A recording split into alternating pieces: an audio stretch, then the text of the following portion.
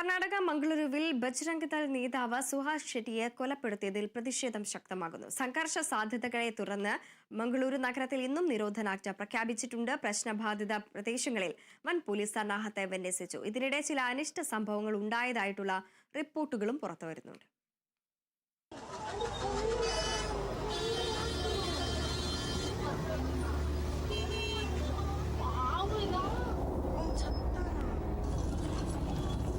Mangaluru ബജ്പൈ police station പരിധിയിലെ കിന്നിപ്പദവ് junction സമീപം നടുറോഡിലാണ് ബജ്രംഗ് ദൾ നേതാവ് സുഹാസ് ഷെട്ടിയെ ഒരു സംഘം വെട്ടിക്കൊലപ്പെടുത്തിയത്.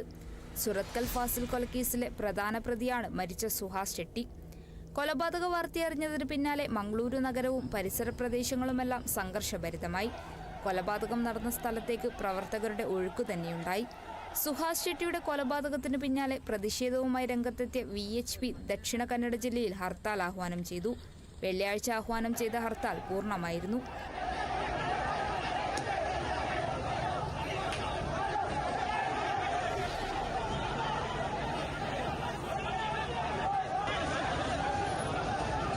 നഗരത്തിലെ കടകളും വാഹന സർവീസും പൂർണ്ണമായും നിലച്ചു. ഇതിനിടെ ചില അനിഷ്ട സംഭവങ്ങളും ഉണ്ടായതായുള്ള റിപ്പോർട്ടുകളുണ്ട്.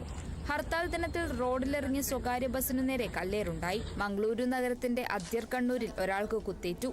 പുലർച്ചെ 3 മണിയോടെ 2 ഇരുചക്ര വാഹനങ്ങളിലായി എത്തിയ 4 സംഘം നൌഷാദിനെ പിന്നിൽ നിന്ന് കുത്തിയതായാണ് പറയപ്പെടുന്നത്. ഓടി രക്ഷപ്പെട്ട നൌഷാദിനെ പിന്നീട് നാട്ടുകാർ സ്വകാര്യ ആശുപത്രിയിൽ പ്രവേശിപ്പിച്ചു. വെള്ളിയാഴ്ച രാവിലെ ഉള്ളാൾ തോക്കോട്ടിലെ ഉൾനഗരത്തിൽ യുവാവിനെ ഒരു സംഘം വാളുകൊണ്ട് ആക്രമിച്ച സംഭവവും റിപ്പോർട്ട് ചെയ്തിട്ടുണ്ട്. അലേക്കല സ്വദേശിയായ ഫൈസലിനെയാണ് പരിക്കേൽപ്പിച്ചത്. കല്ലാപ്പു മാർക്കറ്റിലേക്ക് വരുമ്പോൾ ഫൈസലിനെ നഗരമധ്യത്തിന് സമീപം വെച്ച് ഒരു സംഘം വെട്ടിപ്പരിക്കേൽപ്പിച്ചതായാണ് വിവരം. അതേസമയം സംഘർഷത്തിന് സാധ്യത കണക്കിലെടുത്ത് മംഗളൂരു നഗരത്തിൽ നിരോധനാജ്ഞ ഏർപ്പെടുത്തിയിട്ടുണ്ട്. അക്രമ സംഭവങ്ങൾ തടയുന്നതിന് കർണാടകയിലെ വിവിധ ഭാഗങ്ങളിൽ നിന്നായി കൂടുതൽ സായുധ പോലീസിനെ വിന്യസിച്ചിട്ടുണ്ട്. കൊലപാതകം അന്വേഷിക്കുന്നതിനായി ആഭ്യന്തരമന്ത്രി G. പരമേശ്വര 4-അംഗ പ്രത്യേക സംഘത്തെ ചുമതലപ്പെടുത്തി. കൊലയാളികൾ ഉടൻ പിടിയിലാകുമെന്നും ക്രമസമാധാന പ്രശ്നങ്ങൾ ഉണ്ടാകാതിരിക്കാൻ സർക്കാർ നിതാന്ത ജാഗ്രതയിലാണെന്നും പരമേശ്വര അറിയിച്ചു. Kerala vision news, Kasaragod.